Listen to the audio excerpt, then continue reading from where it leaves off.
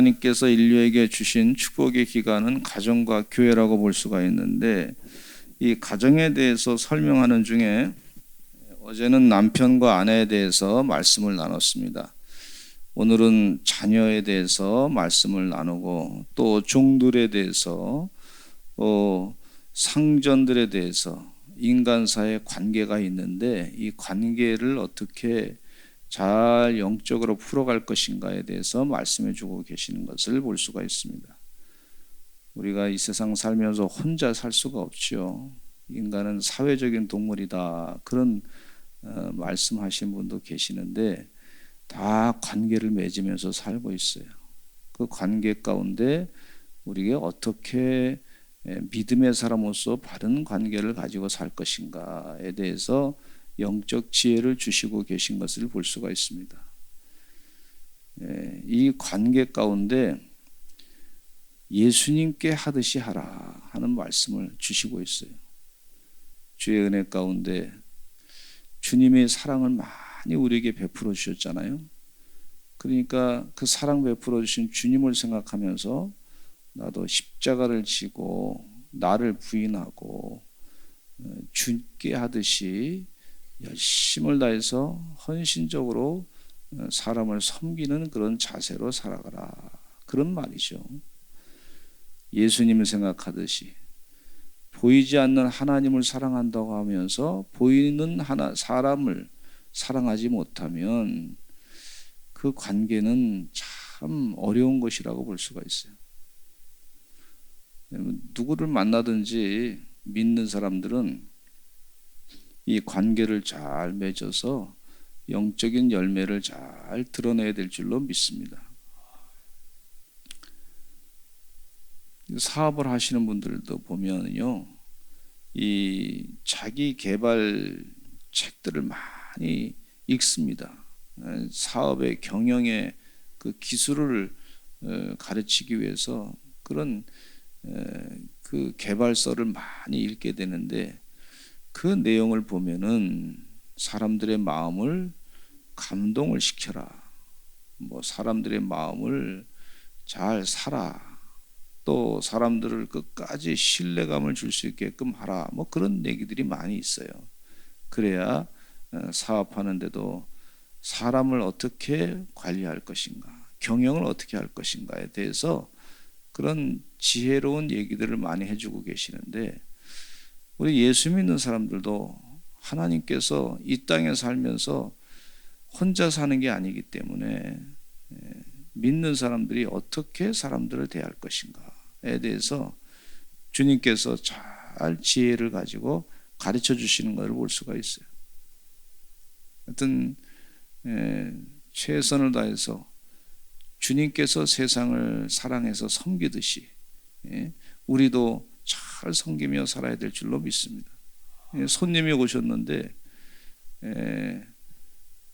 지금은 좀 그렇지 않지만 옛날에는 오신 분들이, 외지에서 우리 서산에 오신 분들이 그 신방 가면서 이제 얘기를 들어요.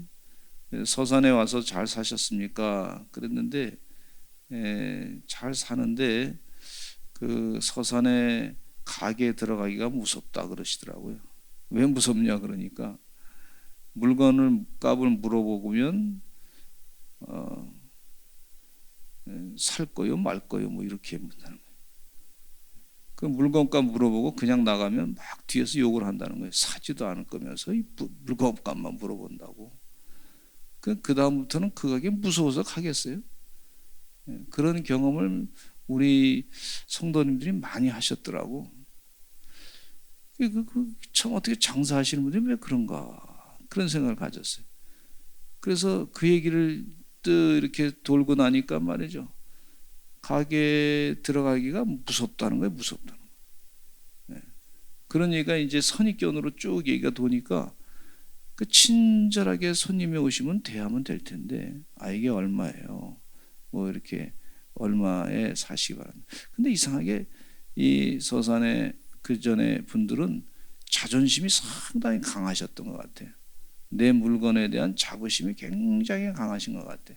그거는 뭐 필요하리라 생각합니다. 그런데 상대방이 무서울 정도로 막 사지도 않을 거면서 왜 물어봐? 뭐 이렇게 하면요, 그 다음부터 그 가게 안 갑니다. 무서워서 못 갑니다. 그러면 장사가 잘 되겠어요? 안 되겠어요? 장사가 안 되죠. 장사라고 하는 것은 사람의 관계인데, 이 관계가 좋아야 그 물건도 사고 그러지 않습니까? 어떻게든지 이 손님이 오면, 그러면 그 사람을 그리스도가 하나님께서 나에게 보내준 사람이다, 그렇게 생각하고 대우를 해야죠. 기본적인 마음을 갖고 있어야죠. 그렇게 해야 손님들이 많이 오게 되고, 또 여기는 친절한 사람들이 마음이 편안해야 지갑도 열리게 되는 것을 볼 수가 있지 않습니까? 그게 세상에 많이 경영에 가르치는 내용이에요. 제가 그 시장에 좀 가보면 어느 가게는 이렇게 보니까 요한복음 3장 16절을 딱 써놓고 가게 하는, 장사하는 집이 있더라고. 그래서 아예 그 하나님이 세상을 이처럼 사랑하사 독생자를 주셨으니, 그래서 그 요한복음 3장 10절을 써놨는데, 근데 그 가게는 유난히 사람들이 많이 모이더라고. 그래서 보면서 제가, 야, 성경 말씀 저렇게 써놓고 아주 담대하게 하는 거 보니까 좀 남다르게 사업 장사하시나 보다, 이런 생각을 갖게 돼요. 오시는 분마다 아마 예수님 대하듯이 대접하는 마음으로 그렇게 장사하시려고 아마 작정하신 것 같아요. 그러니까 장사가 잘 되는 것 같아요. 그래서 저도 지나가면서 축복해 달라고 기도하게 되더라고요. 주의 은혜 가운데 하나님의 경영 방법을 자꾸 지혜를 달라고 하시면서 경영에 나가시기를 간절히 축원합니다. 근데 세상 사람들이 좀 악한 사람들이 좀 많이 있어요. 악해요. 그러나 자꾸 사랑을 베풀면 사람도 때가 되면 바뀌어지더라고요. 그러니까 하나님 은혜 가운데 그런 영적인 열매를 맺고자 애를 쓰시는, 세상 사람들처럼 악한 방법으로 하지 마시고 하나님의 지혜를 가지고 성실하게 주의 일을 감당하시면 저분들은 확실하구나, 저분들은 믿을만 하구나.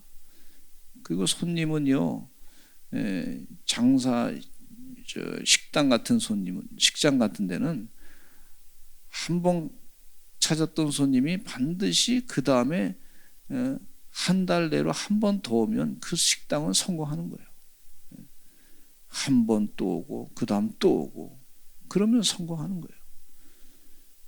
주님께 대하듯이 하라.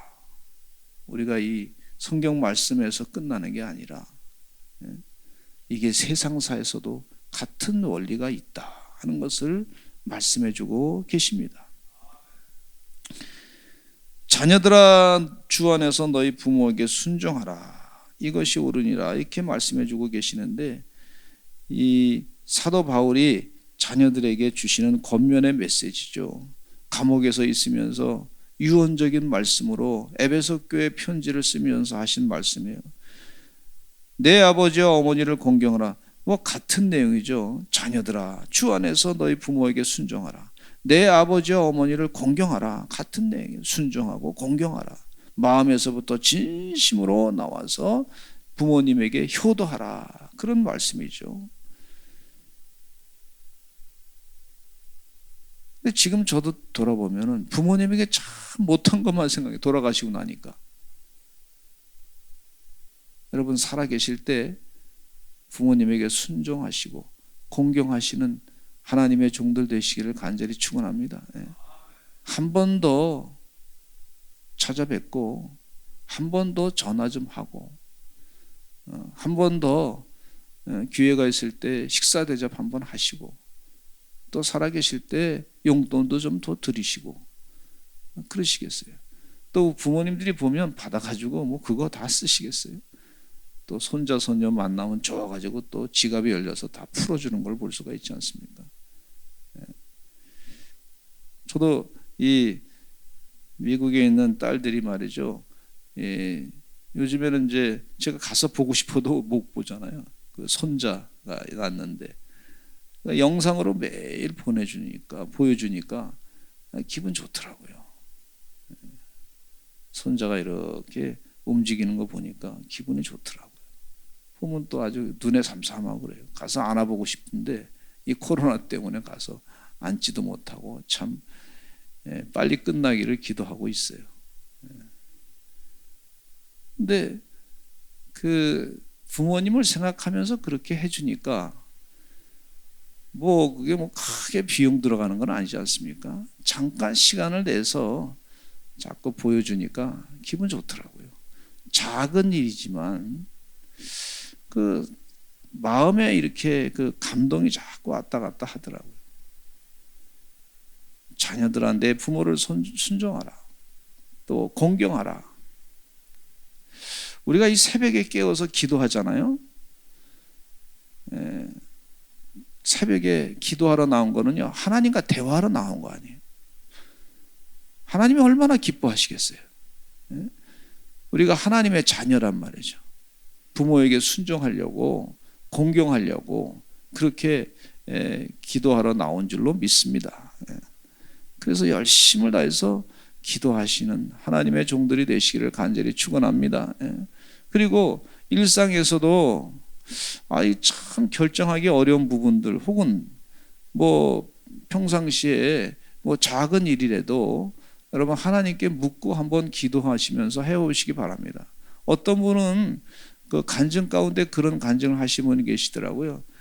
오늘은 밥을 먹으려고 그러는데, 식사를 하려고 그러는데 하나님께 물었대요. 하나님, 제가 오늘은 뭘 먹을까요? 기도했다는 거예요.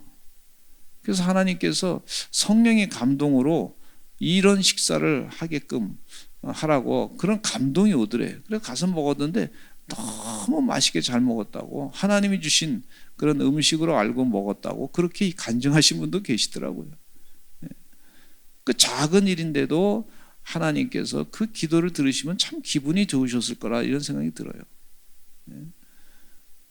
또 하나님과 대화하면서, 하나님, 오늘은 기도하고 그러는데 하나님 어떤 분과 식사를 할까요?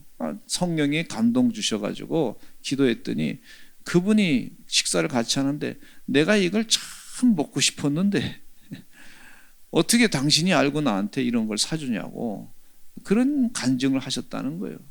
여러분, 우리가 하나님은요 일상 속에서 계속 계십니다. 그리고 또 그전에는 좀 기분 나빠가지고 화를 냈던 사람이 있는데, 그런 사람이 하나님 생각하면서 예수님 생각하면서 화를 안 내니까, 그러니까 마음 가운데 감동여기를 하나님께서 잘했다 그러시는 그런 칭찬의 얘기를 감동으로 주시더래요.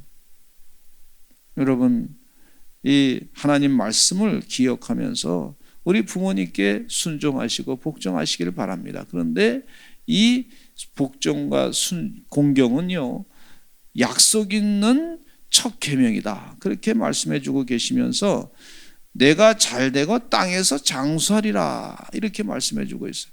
이것은 십계명에 있는 내용과 같은 내용입니다. 내 부모를 공경하라.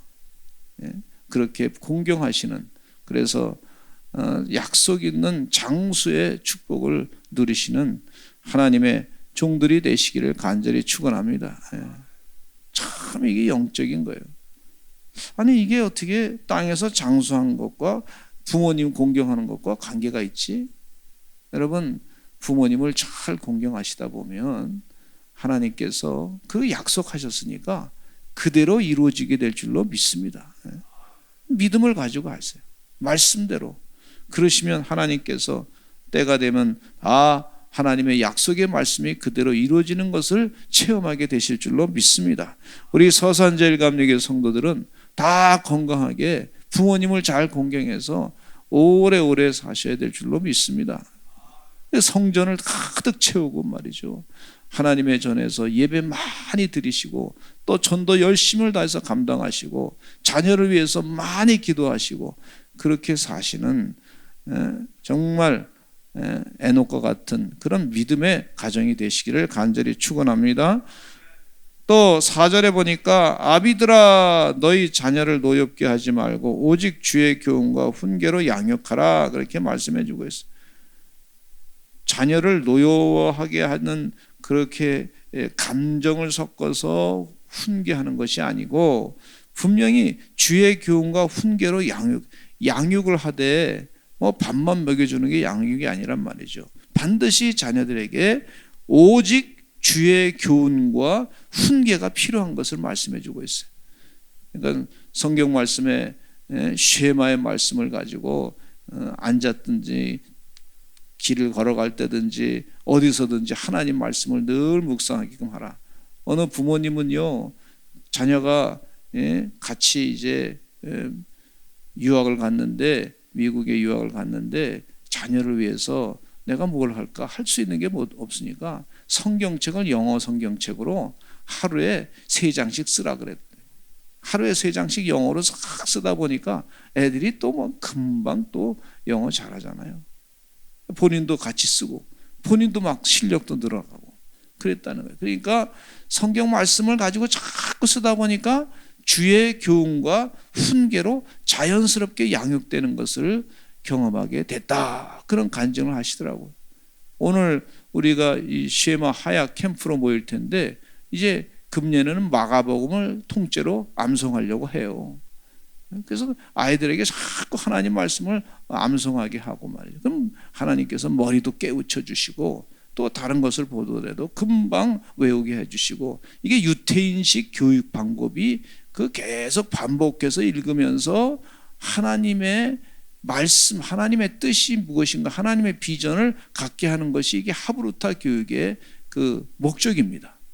유태인들이 그걸 배우고 계속하는 동안에 그 수많은 어려움이 있어도 나라를 다시 찾고 회복하게 하는 놀라운 역사가 있었던 걸 볼 수가 있어요. 이 좋은 교육을 왜 우리가 놓치겠습니까? 하나님 은혜 가운데 주의 교훈과 훈계로 양육해서 하나님의 비전을 이뤄내는 영적인 그런 믿음의 복된 가문이 되어야 될 줄로 믿습니다. 또 기쁜 마음으로 섬기라 그랬어요. 종들아 5절에 두려워 떨며 성실한 마음으로 육체의 상전에게 순종하기를 그리스도께 하듯 하라 이렇게 말씀해 주고 있어요.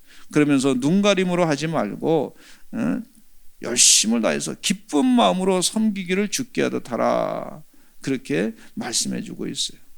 요셉을 보지 않습니까? 요셉이 보디발 장군의 집에 가가지고 노예로 사는 동안에 참 고생 많이 했어요. 근데 보디발 장군의 집에서 얼마나 성실하게 열심히 일했으면, 하나님을 대하듯이 일했으면 보디발 장군이 그가 참 일을 잘해서 모든 것을 다 요셉에게 맡겨버렸어요. 그러니까 요셉이 말이죠 더 성실하게 열심히 일했어요. 그리고 보디발 장군의 아내가 자기를 유혹할 때 이것은 하나님의 뜻이 아니니까 그건 거절했어요. 그래서 감옥에 갇히게 됐지만 나중에 하나님께서 그걸 아시고 이제 바로 왕 앞에 이제 가서 바로 왕의 꿈을 해석하게 하시고 애굽의 국무총리 대신이 되게 하시고 애굽 바로 왕의 제2인자가 돼가지고요 정말 주님께 하듯이 하나님께 대하듯이 최선을 다해서 바로 왕을 도와줬어요. 바로 왕의 재산이 엄청나게 늘어나게 됐어요. 그리고 어려운 흉년의 시절을 잘 지혜로 극복하게 하셨던 것을 볼 수가 있습니다. 여러분 요셉을 생각하면서 우리가 상전을 그리스도께 대하듯이 잘 섬기시는 그런 하나님의 종들이 다 되시기를 간절히 축원합니다. 우리 상전이 잘 돼야 또 나에게도 복이 되는 것을 볼 수가 있단 말이죠. 하나님의 지혜예요. 또 상전들아 이런 말씀을 해주시고 있는데 너희도 그들에게 이와 같이 위협을 그치라 외모로 사람을 취하지 말라 그렇게 말씀해주고 있어요. 무슨 말씀이냐면 이 빌레몬이라고 하는 사람이 있었는데 이 빌레몬이 오네시모 종 때문에 손해를 많이 받습니다.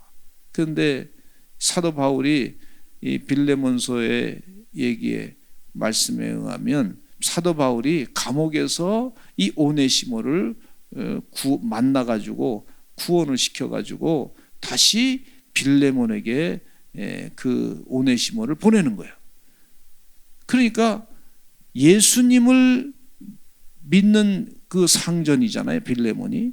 그러니까 빌레몬아, 이 오네시모를 당신의 형제로 받아들여라, 이렇게 얘기하는 거예요. 종으로 받아들이라는 게 아니고 형제로 받아들여. 그러면 손해본 거 있으면 내가 다 갚아줄 테니까 형제로 받아들여라, 그렇게 얘기를 권고하고, 오네시모가 이제 빌레몬에 가가지고 형제로 다 그리스도의 사랑으로 형제로 받아들이게 됐어요.